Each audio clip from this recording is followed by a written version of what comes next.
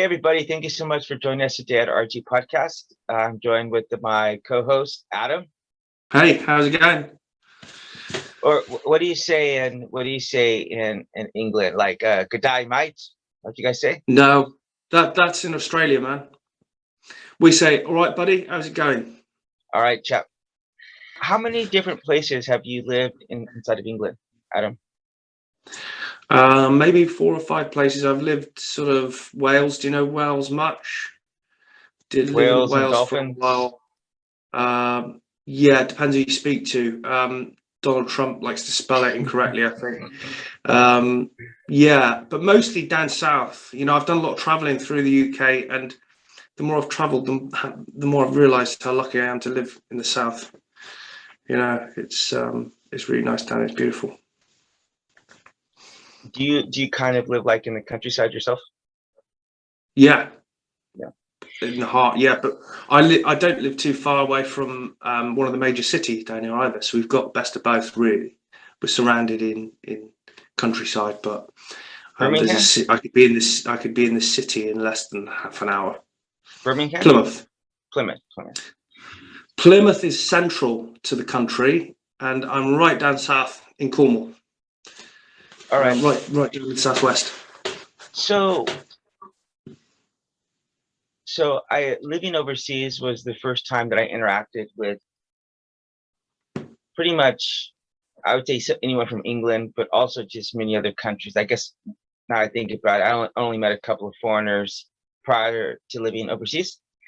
So I've gotten a chance to learn a little bit about British culture and some customs and just like pop culture, And would you mind telling me like what you would describe as the biggest difference between American and British culture? I don't know. That's a really difficult one. That is because I've had this conversation a few times with Hannah, my partner. The thing is, with somewhere like America, it's such a big place and it's so diverse. Mm-hmm. Like any sort of major city, or anywhere you go in the world, really, to an extent, but America especially because it's so big. Mm-hmm. You could go to one place and get a really bad impression Mm-hmm. of America, and as I say, it kind of goes wherever you go in the world, but especially America. Here, not so much. I mean, if you go into the major cities, you get the same sort of concrete jungle kind of feeling. But I do feel in this country we have slightly better architecture and historical sort of buildings in our major cities, which does make a difference. Yeah, it's amazing actually, though, if you go over to the East Coast of America, because that's whenever Britain really had its strong influence before we kicked you guys out. But you could definitely see the architecture. It definitely resembles more of, England, and that's why even like New England, right? New England, Boston area, it's called New England. And New York, that's New York. I was going to say New York. It was around that sort of area. The first settlements were around that sort of area, weren't they? Mm-hmm. Around New York area, yeah. So I feel like as Americans, we've retained some of the British culture, but then also and I think this is what America has done better than probably any other country, or maybe any other empire, because in the past, some of the greatest empires, like the Persian Empire, one of the things that made them so powerful is that they took a lot of ideas from lots of different people, And so America, even the English language, it's probably one of the most bastardized languages in the whole world, because we incorporate Japanese. I'm not Japanese. We incorporate, my mind went out, not Japanese. We incorporate German. That's what I meant to say. German, German, French. Yeah. And Definitely. Not Of only Europe, that, not only that, but just things like, things like, I heard this funny expression, like America is the only place I would take something like it would take like a German sausage and a Belgian waffle and like put everything together and call it like an American breakfast. But yeah, that's just one of the things that we've done very well, is that we've taken lots of others' ideas and expanded upon them or made them better. And I think diversity is one of the greatest things that you can experience in life. Do you agree with that? Yeah, definitely. The Romans were good at this as well. And I think the Romans managed to design the first concrete that set underwater. And the technology was lost with the Romans until John Smeaton, the British guy, managed to. I mean, that lighthouse sits in Plymouth, less than half an hour from where I live.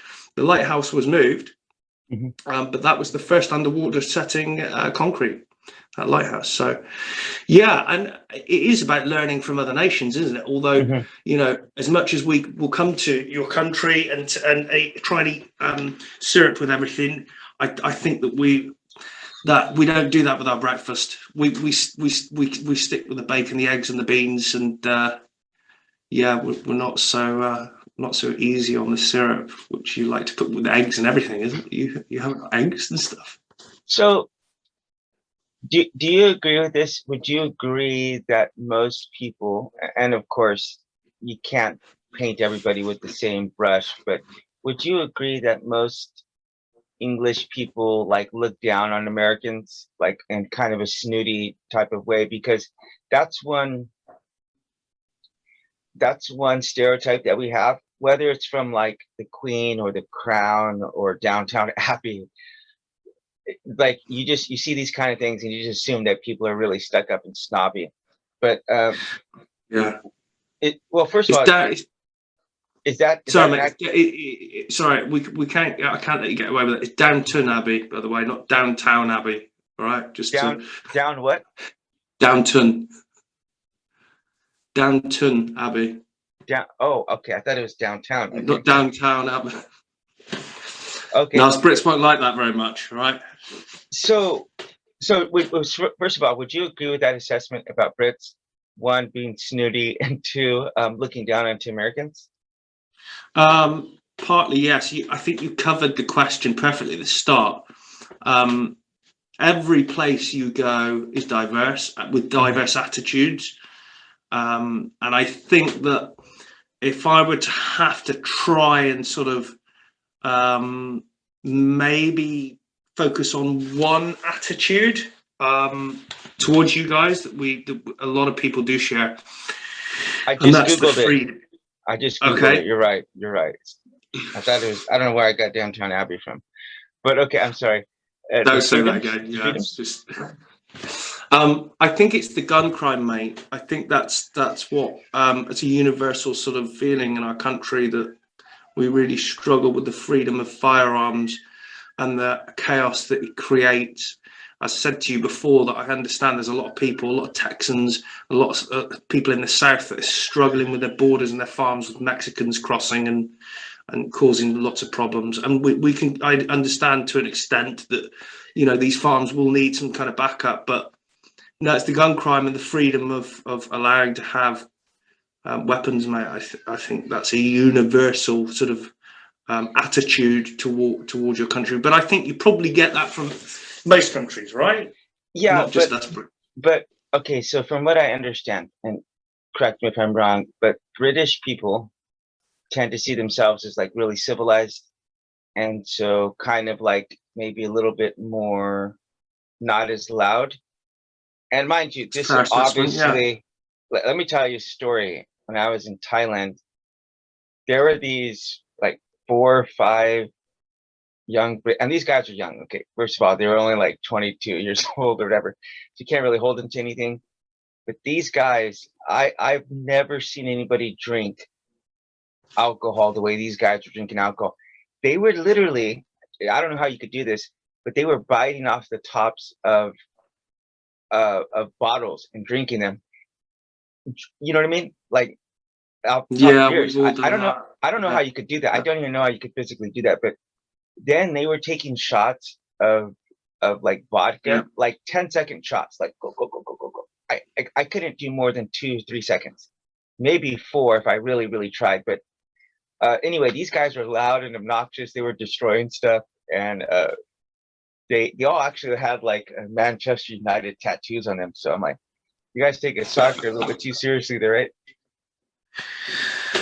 We do, and I think that it's changed a lot since the 90s. The problem we had in the 90s was it attracted lots of troublemakers and not so many football fans. I mean, they came with football shirts on, but our country's changed a lot since then. Our right controls look different, and we've managed to. I mean, the main city, as far as I can remember, when I turned 18. I'm 36 now. It used to be full of very drunk young people falling in the road, police everywhere. And we're talking probably around 97, 98. But now if you go down there, it's very civilized down there. And you'll find a lot of the youngsters, they'll go and drink down the Barbican, where it's a little more expensive. But I don't know, I just think the youngsters have more self-respect in our country these days. You're still going to get these football hooligans to a point, though, aren't you? You're always going to have this sort of these lads. Yeah. I'll tell you something I saw, which is unbelievable. There were these two soccer teams, and you could tell me this. There's some big match going on, and these guys straight up met up in a forest, like the fans of these guys, and just had a big fight match. I mean, I see how that's common. That's common. A lot of, especially around London, a lot of the clubs, they still do this now. There's a lot of movies about this, and they're fantastic. So any of the viewers that haven't seen any of the British football movies, there's a few on Netflix. Loads of the gangster movies will come up as well, but I think one of them, Football Factory, that's a really good one. Have a look at some real gritty British football movies, because they're great. Why would they? I don't get, like, why would they? If you guys are so snotty and so civilized, how could you look down on us if you guys are fighting over soccer? Hey, there's a difference. Hey, these guys are going for a ruck. It's what the Brits call a ruck. They don't take guns, They're just. We punch it out. I think that's the main difference. Yeah. So I mean, the one that I saw, I don't know, this is, I'm just going off of this one thing that I saw, but so there's about 5 of them, and it looks somewhat civilized, because there was people around, and these 5 guys, they went over there and they beat the living hell out of these guys, but then they beat them up, and then they just left. So is it kind of like a chest beating thing, or do they really try to hurt each other, or how could you describe it? Why? Why though? Why would you do that over a game? Why do they do this? I don't think it's over a game. I think it's over frustrations, and in certain areas of our country. I mean, there was some research done on gang culture in this country, and why youngsters get sucked into that sort of life, and they think it's down to role models, lack of. And they found that a lot of these youngsters, and it's girls now as well, it's not just guys, they are missing, either the parents are working too much, or they're missing a vital role model, a dad, for example, and they're looking up to these gang leaders as fathers, and they want their approval, and they have to obviously go out and break the law to prove their worth, to be part of the gang.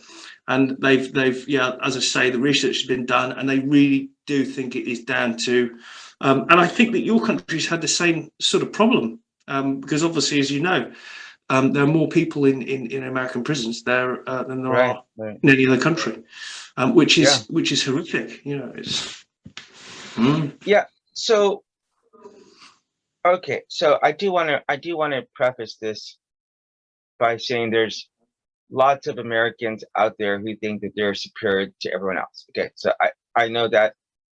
I think whenever you start to travel overseas, you get to see that's there's impossibly not true.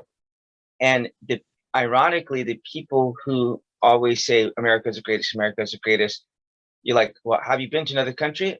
No. So that doesn't really make sense. Even if you're just to say that hey, look how much greater we are than all these other places. Like it's like a, like to brag. But it's no. And the thing is, I think if you were to take your average American, like you're talking about from Texas or whatever, and you take him and go see some of the healthcare systems in some of these other countries, or some of their prison systems, like you just stop and say, like, I think we should really like be judging the success, like the morality of a country by how you treat some of the weakest people, Mm, And so mm. one thing here, being in South Korea, I live in South Korea, and you just do not see poverty the way you see in America. It's just as simple as Yeah, that. yeah, for sure. So I guess that's really difficult for you to hear, Yeah, it makes no Americans saying how sense. great America is, because you've spent that time and you've seen. But then you've got the contrast between South Korea and what's happening in the north as well, Hmm. which for us, obviously in the West, is a really bizarre sort of contrast of places so close. And obviously, God is not involved in the scenario in the north either, which makes it even more bizarre. Because it's, a lot of people think that religion causes problems. Um, and obviously in North Korea, religion has nothing to do with what's going on up there at the moment. You had there's a lot of problems in England, not just England, but Europe. I should say Europe, over people abusing religion. Like whenever you start to get the government involved, that's a very bad thing. And I'm against that. I couldn't be Mm. any more against that, because if you get the government involved, the government has its own agenda why they want to do stuff, and religion has its own agenda. So for me, I want to share people. I want to share about my faith. I want to tell people about God. But my opinion is, and I could be wrong, I will fully concede that I might be wrong about this, but like the moment you start letting the government touch any part of it, the government is going to corrupt it in some way or another. And so, Mm. how I many agree.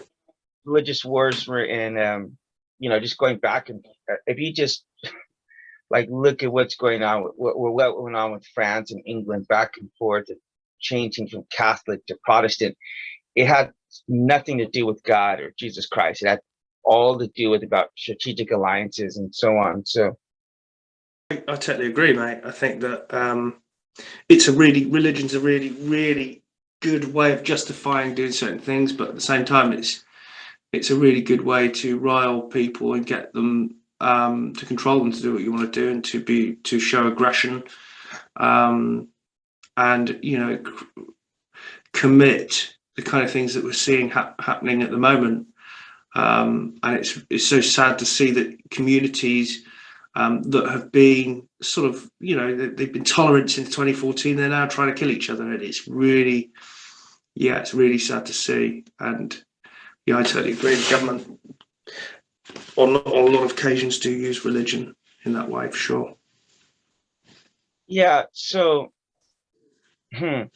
you told me though that a lot of people in England aren't religious, right? Yeah, well, I mean, I don't know many religious. Most people I know are not religious.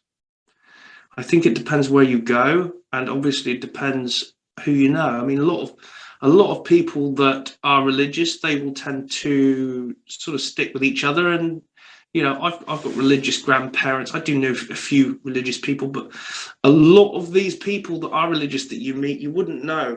They wouldn't talk about religion. They may say God bless you. A lot of the time these days, that's all you really hear. There's no real sort of, as a youngster, I would hear far more about religion, not just from family, but from other people. But yeah, it just seems it's on a major decline over here, for sure. Yeah. So John Lennon started it, and um, the Beatles, and so I've said that they took the lightning from Jesus. But do you can you think of anything else that might have contributed to that? That's a really good question. Um, that is a really, really good question. It, I'm not sure the media pop culture with youngsters now. They love music, and I think that they probably get more from that side of things than they would from religion. I don't know, because I think a lot of religion in the past, it's passed down from the parents, isn't it? You know, so it's hard to say why it's reducing. But I wouldn't necessarily say it's a good or a bad thing, because you know, religion doesn't. I wouldn't say religion causes many issues in this country, as the government wouldn't Oh. tend to use. They wouldn't tend to use the religion as for excusing conflict and things like that. I mean, the West are very much on nuclear warfare and you know, Mhm. weapons of mass destruction. That's why we need to get there for those reasons. So yeah, I don't think the government use religion quite so much here. So now that I think about it, it seems like some of the worst atheists have been from England. I just started thinking about that, like Hitchens and Dawkins is like, or like, and Dawkins, Dawkins, Dawkins, Hitchens, and Hawking, Dawkins. Okay, that confused me. So you have three of the worst atheists to ever come about, and they're all from England. So do you think that's contributed to a bit? Possibly, but I don't know. I don't think that these guys are bad people. I think that they are very. I mean, a lot of Brits are just really upfront and very straight, and you know, sometimes people get upset along the way, which is obviously not what we try to do with this podcast at all. We try and Yeah. consider each other's feelings, as it's a discussion, not a debate. Whereas a debate is about one-upmanship, and Hmm. you know, this is not what it's about. So I think that these guys were. I think they probably just really liked a debate, and they liked education, and they had an opinion, and I think they tread on a few toes along the way. So Because I've got, by the way, even as an atheist, you would expect me to back these guys fully. I don't have anything against these guys, because obviously I just see them. And that's not because I'm an atheist. You know, I just think that they're very very upfront people. That's yeah. But you obviously so think different. no. The thing is, okay. So first of all, I think Dawkins, so Hawking, Dawkins. No, so Dawkins, I can really appreciate a lot of the arguments that that guy's making. I think he's just a brilliant person, absolutely brilliant. And there were some arguments that Hitchens was making that I thought were well constructed. Unfortunately, for the most part, I saw Hitchens as being someone who was just trying to do like a showmanship type of thing. So Mm, when you get down to some of the arguments he was making, there wasn't, he didn't have a logical foundation to make some of them, but the way mm, he's making it, and of course, obviously, you say anything in a British accent, it's going to make you sound more articulate. But it just kind of like he was really up for making like like like okay. I know this can sound really big, so I'm just going to give you an example. Okay, so they started talking about morality, and they're trying to understand like the ontological basis of morality. Okay, I try to understand that this is the argument that's going on. And halfway through, he looks over to the other guy who's not even who's not even a Catholic, right? He's debating a Protestant, and he says to him, "Well, don't talk about morality to me whenever all of your priests are raping these little boys," which mm, that is mm, understandable to a degree, but understand what they're trying to argue is the philosophical basis for morality. So if you mm, go mm, that, mm. like it'll, and everyone started clapping is what I'm trying to say. Everyone is clapping and applauding and going on. But that's quite frustrating, because it's not. That's not, that comment isn't about religion, and it's not. There's nothing to do with religion, Right, and it right. has nothing to do with religious people. So to use that, that's quite frustrating to hear that someone trying to prove a point about religion by using it's a few people here who are talking about their Right. actions. Yeah, that's And frustrating. here's another example. Like, if you're going to say religion poisons everything, like that's a pretty wide net. Like, how does religion poison art? How does religion poison food? Like, I can understand it does. It can stunt people's growths mentally, and I've talked very openly about this with some of our other. You'll probably never hear a Christian be so critical about Christianity than myself. And I've made those things well known. Anybody who wants to listen, we've done one episode where we're just trying to poke holes in our own ideas, and then we did another episode with Darrington where we are just trying to say the most positive side about the other person's position. So this is, I'm glad you mentioned that. Like, we're not trying to one up each other. We're not trying to show off. This is not a pissing match. And we're generally trying to see things from the other's perspective. And so I can appreciate good arguments that you want to make about Christianity. Like, totally, I get it. If you want to go around to the morality of the Old Testament and how people can see Jesus as a scapegoat and then just say, hey, I'm going to do anything I want now, because I run into that thinking. I behave like that sometimes, and it's not good. I'm susceptible to get into that mentality. So I know it can be a problem. Like, oh, I just pray Jesus is going to forgive me for this. There's this funny movie I want to tell you. Patrick Swayze. Well, his daughter accidentally kills somebody, and so he wants. His daughter's an actress, is she? No, in the movie. So I see. Sorry. Right. It's called 11. His daughter in the movie. Okay. Yeah, it's 11/14. So so he gets the body, and he's trying to push it off into a traffic to where someone runs over the body, so they think that makes sense. Yeah, because it was an accident.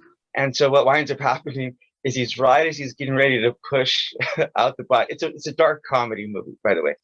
So he goes, oh dear God, he goes, forgive me for what I'm about to do, and then he pushes the body out. So it's like, I'm gonna pray for forgiveness ahead of time. So I can appreciate that. If you want to criticize the historicity and the philosophy, I get that. But if you're going to say something like religion has started all of these wars, that's just not true. I mean, even if you get into the Crusades and you really get down into what's going on here, like, this is about trading routes. You might use religion as a rallying cry to get people to go and do something, but if you get down to what they were fighting over trade routes.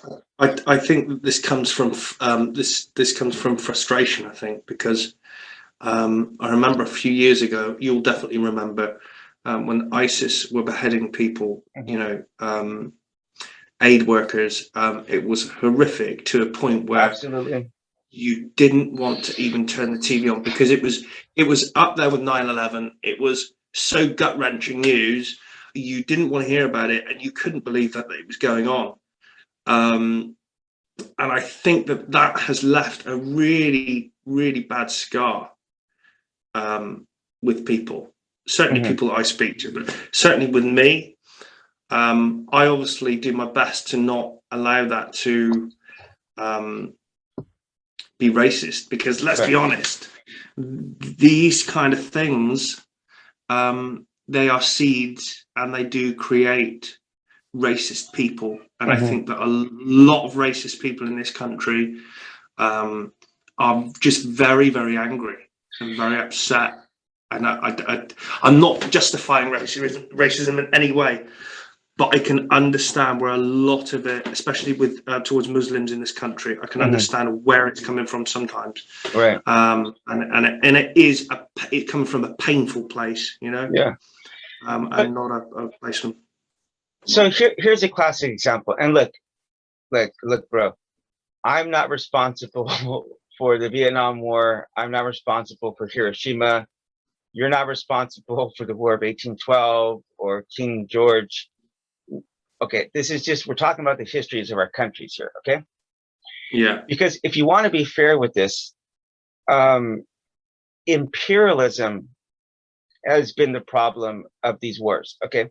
So I do not agree for 2 seconds of those beheadings or anything like that. Like, I don't want to conflate this, okay? But that being said, the vast majority of the problems that we see of the wars that have taken place over the last like 100 years have come about by European imperialism. Okay, take a look at Rwanda. Okay, that situation is a result of Belgium imperialism in that country. Vietnam, French. You know, if you take a look at what the Brits did to the Middle East, you would understand why organizations like Al Qaeda wind up emerging, and you would have to study the history of that, and you'd understand what the hell does that have to do? Has nothing to do with religion. And so, what wound up happening? What wound up happening as a result of that is, yeah, I mean, like, bro, please just be fair-minded in thinking about it. And I'm more critical of America than you are, because I've lived in it and I've had 10 of my friends murdered by guns. So it's affected me and my family more than it has you. Okay. But I don't understand how the average Brit would think that for 2 seconds they have any kind of grounding to criticize America whenever you had an empire that was lasted for hundreds of years and expanded the whole map of the world. Like, who does that and says like we have this empire and the sun never sets? Like, what kind of arrogance do you have to do something like that, and to have a map where, so what are your thoughts on that, bro? You're right, mate. And I think there's a difference between being arrogant and living through pain, because when you look at what's happened recently with 9/11 and the beheadings with ISIS, all of this, it's real, and it's very different from reading. It's very different from let's be honest, if you read about history, we know it's real. We know it's real. But it doesn't hurt quite so much. So I can see why you would think it came from arrogance, but I think it's just I think it's just different because we're living it. That's all. That's all it is. Right. And it could go back a bit to probably what you're saying about the fact that some of the Brits look down their nose at other people. I mean, a lot of us might at some stage, but I think generally Brits, they live in the now. They know what's happened in the past. They're not disputing that. But when you live in this country now, it's very, very calm. It's very, most people you meet, most places of the country, obviously, as we said, in certain city areas that probably you wouldn't get the same sort of reaction from people. But it's really civilized here. And when we see that in the media, I think the media don't help. And we're living it now. I don't think it's from our arrogance. I think it comes from pain, genuinely. First of all, I want to thank you for that assessment. I think that's brilliant about the past and the future, or the present. And even as we look to the future right now, we do got to understand that, as I said with you, like, I have been into conversations with British people who act as though I physically drew the war plans to go invade Iraq. Like, spoiler, I had nothing to do with that. That's my government. I had nothing to do with that, So you have to separate, first of all, separate what the government does to what other people do, first of all. Second of all, as you said, I think, I have a degree in history. So to me, I have a different ideas as far as history. I'm not so much interested in going back and studying like the Byzantine empires or Ottoman, like that doesn't really, that, I mean, there's some interest in there, but that's not really what interests me the most. What interests me the most is trying to understand the current situation right now so that we can learn from it, from the events that have preceded it. So, for example, when you take a look at the Iraq War, okay? Iraq goes and invades Kuwait, all right? And United States and Britain comes in and we put them into place. But if you understand that their coastline was carved out into another country, like by England, and the not too distant past. I mean, watch Lawrence of Arabia. You'll understand this whole imperialist conquest that still has ripple effects to this day. If you understand It's about very important. Yeah, if you it's understand very about important to remember. Yeah. I mean, history works in some weird ways. Like listen to this. I want to share with you two of these that are like, you don't always accomplish the acts that you think that you're accomplishing. Okay, here's an example. So England had beat France, and they're fighting back and forth all the time. And America, the colonies, try to get their freedom from Britain. And so France, as a way to pay England back, starts giving the United States guns and support and all that stuff, right? So America beats England, and England has to go back to England. But as a result of that, though, amazingly, the people in France started to say, wait a minute, we can challenge our king.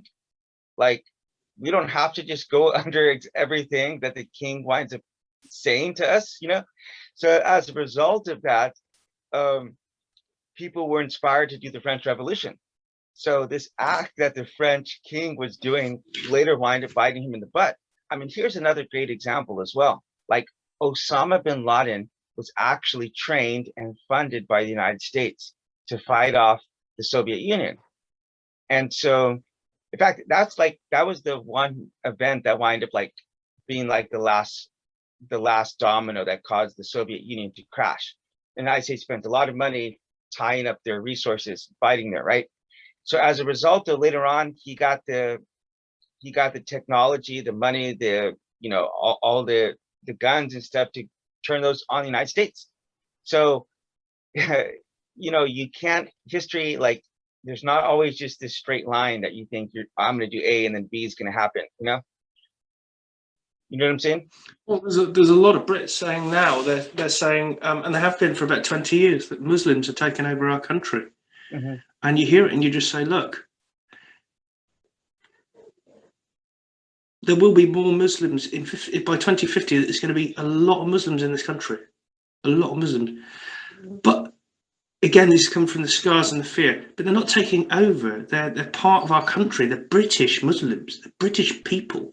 Mm. And you hear comments like, one word from above, and then they're all turning against. It's painful to hear. It is. Mm-hmm. Change is inevitable. Change happens.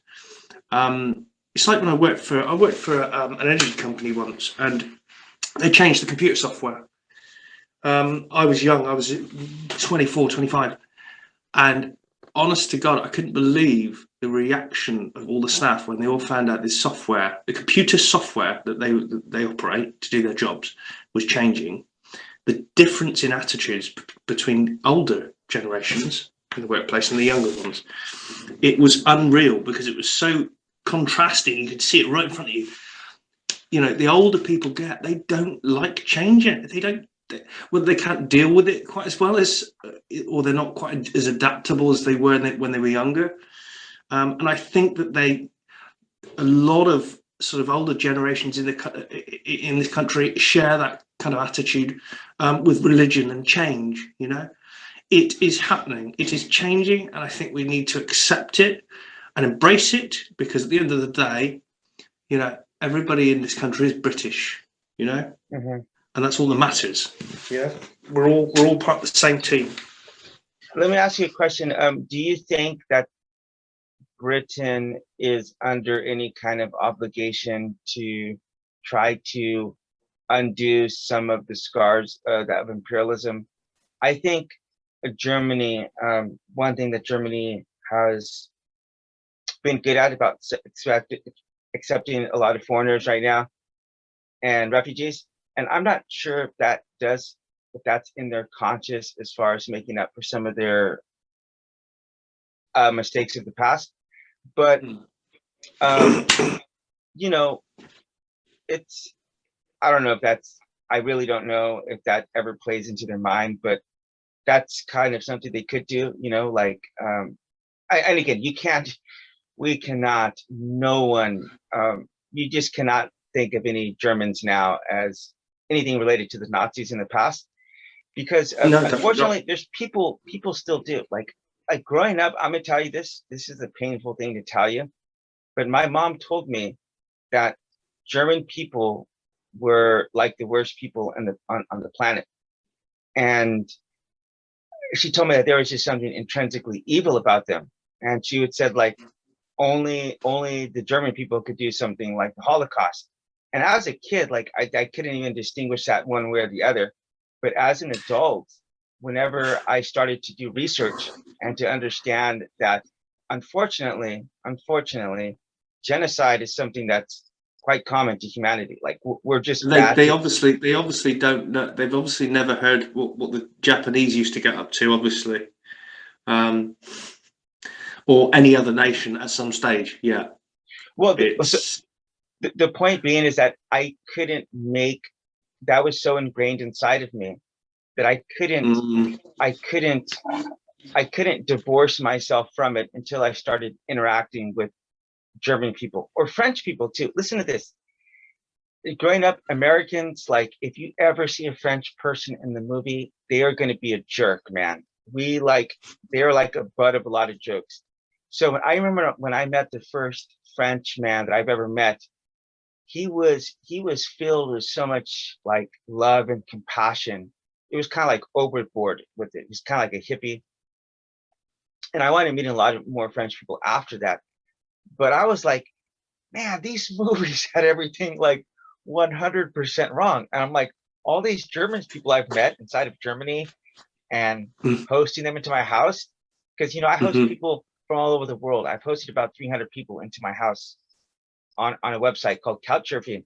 And like, I'm like, these people are really cool. They're cultured, they Yeah. speak English, they speak different languages. So I Mm. think when you allow other people to tell you how a certain person is or a certain race is, like that's what's wrong. You got to go and experience people yourself. If you're letting a political leader or a religious leader or whatever, you know. Well, it's funny you say that because I've had a conversation with somebody that I do know that um, has, I think, transitioned from fear into racism. And I've said to them, go to a mosque, go and meet Muslims, and they're like, you must be joking. And it's sad because if they did, they would, they realise how silly they were. Hmm. When I went to university, it was literally people from all over the planet. So I could go around and speak to and find out, what their culture's like, what their laws were on I don't know, sexual orientation, how safe they felt at home, and it seriously made me realise that this world, regardless of where they're from, there's great people everywhere, like literally everywhere. Um, and I think a lot of people they don't have that. Whether it's because it's like you said, they have this sort of ingrained in them to dislike a certain sort of race or color. I don't know, but all they need to do is meet these people, and they'll learn that it's not about race. It's not about where they're from. It's not about their attitudes. Okay, the laws may be different, um, but it's people are people. They really are. Yeah. And So that's it. That's it. I'm not sure if I've told you this, but when I was an atheist, I went into Palestine and I stayed at a mosque for 5 days, and these people fed me, they gave me money, they taught me how to read and pray. The nicest, most gentle people I've ever met.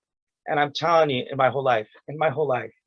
And as a Christian now, I look back and I'm like, wow, that's amazing that these people were treated me more kindly than Christians have treated me. You know, that's just the Mm. brutal truth. I got turned into an atheist while at a Bible college, seeing the level of hatred that Christians had towards people. It made me want nothing to do with religion or God or anything, you know. So Mm-hmm. where do we go from here? Okay. Um, we are doing a series of interviews with a Jewish man. I interviewed him one-on-one, and then I interviewed him with an atheist, and then I interviewed him with a Christian, and the last interview I'm doing with a Muslim. Okay. So the thing is that I told him this, and I genuinely believe this, is that the only way like we're ever going to really have world peace is with empathy. Okay. Is to understand like the person on the other side of the world needs air to breathe. You know, if you cut them, they're going to bleed red. If their parents die, they're going to feel that pain. And so when you start to understand, I think this is one of the greatest lessons that Jesus taught, was that we need to love the other person as ourselves. And whenever you understand that, hey, if I lose my wallet, I want someone to return it back to me. If I'm at home, I don't want someone trying to break into my home. So I don't go break into someone else's home. You know, I don't try to hurt people. And I just think that's the number one thing that we need. And I personally believe, I may be wrong about this, but I personally believe we wouldn't be able to achieve like a real sincere like world peace until we can get our governments to cooperate to the point where everybody, by the time they turn like 18 years old, they would have to go live 6 months in 2 different continents. And I've got to do that in Europe and in South Korea and Asia. And it's totally changed my perspective. Like I can't go back to being the same kind of ignorant American that I was anymore. Like I can't. I've exceeded that. You know, I can't have the same kind of stereotypes and that I had, because I've been able to overcome them. So what are your thoughts about people getting empathy and, you know, just like how do we really get like respect for everybody? What's your opinion as an atheist? Okay. I don't think a world without religion will get us there. I'll start with that. But the problem, I think that the main issue I've got before we get there is that no system is perfect. Your perfection doesn't exist. Obviously, you disagree with that being a Christian. But I strongly believe that perfection does not exist. You're always going to be, problems will always be on a spectrum at one place or another, always. It's a bit like going back to what I said about children moving towards the gang culture because the parent works too much. You can't solve that. You're never going to solve an issue like that globally. There's always going to be problems somewhere. We're human beings. We're not perfect. We're designed to breathe, reproduce, eat, and that's it. We're not designed to be perfect. We're designed to survive, or our race is designed to survive, or not designed as. But we won't go into that. But yeah, I definitely think that completely disconnecting religion with politics has to happen. And I think that once that's universally agreed, it will give more confidence to the decisions that that governments make in terms of manipulation and so forth, as we discussed a moment ago. but yeah, just teaching our children about, you know, things like this podcast, about discussion, about learning from another, as opposed to debating and butting of heads. You know, Mhm. the more we can learn and look after each other, the quicker we'll get to the place that you're describing. Yeah.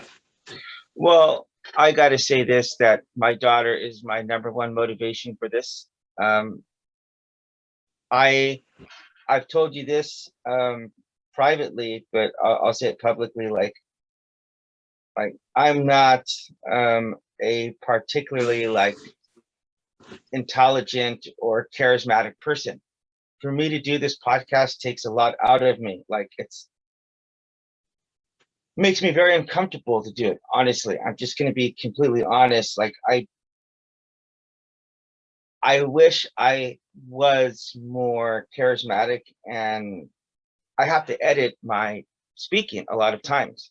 And because I trip up and I say stuff that's just not accurate. Like not that I not that I'm intentionally do it, but I literally say inaccurate stuff just on accident. Like it slips out of my mouth wrong, right? Like I'll go to say a million and I'll say a billion or something. I was like the universe is like 14 million years old. And I listened to it afterwards. I'm like, what the heck was I thinking? People are gonna think I'm an idiot. But I have gotten better over the last 6 Hey, months. it's better than 5,000 years, though. You're far less than an idiot if you'd said that. Touche. Well, obviously, I'm not one of those kind of Christians. That was clever. That was clever. I will give you that. But I hear some people who do their podcasts and they have all this energy and they have all this witty humor, and they're able to think on the spot very well. But then I see some people who are just like telling people to shut up and talking over each other, and I'm like, well, I don't care if I'm going to get clicks out of this. Like, I'm just not going to behave in that way. You know, if I have to keep it small, I have to keep it just to, to where it never goes big. I'm like, I'd rather do that than to actively contribute to a world that I know is going to harm my daughter. So that's at the end of the day, it's like, you couldn't pay me $1 trillion to do something like that, because I'm not going to hurt my daughter like that. So I definitely want to thank you for your contributions. The kind of things that I hear you say and that you raise, just it's like you catch me off guard to where I gotta like wow, I wasn't expecting that response. I'm like, I gotta digest it for a second. This is why we did a highlight reel. You could see me many times. I'm like, I'm going around like this because I get chills on my body. I literally talking with atheists, I put my hand up sometimes because you can see just goosebumps breaking out on me. And then multiplying, right? Yeah. Yeah. So yeah, thank you. I look forward to many And more. same to you, man. Yeah, you too, man. You too. It's always great, mate. It's always great. I hope at the end of the day you can see at least, I don't know, because there are Christians who do use their religion to hurt people, and there are Christians who say, I'm going to disregard all science and the earth is 5,000 years old. Like, I'm not one of those Christians, like I'm not someone who's going to try to pass a law to take away someone's rights, or I'm not going to someone who's going to be using hate speech to attack people. That's not me. And so I definitely do apologize for those who do that. And like ironically, mate, you're doing a great job. The podcast is great. You dedicate it to your daughter. You're an inspiration to dads out there, mate. Honestly. Well, I really appreciate that. We need more like you, man. Really appreciate that. So that being said, I look forward to many more talks with you, chap. And you've been a tremendous asset here. So that being said, we want to thank you for joining us today at this podcast. If you're not subscribed, please do so.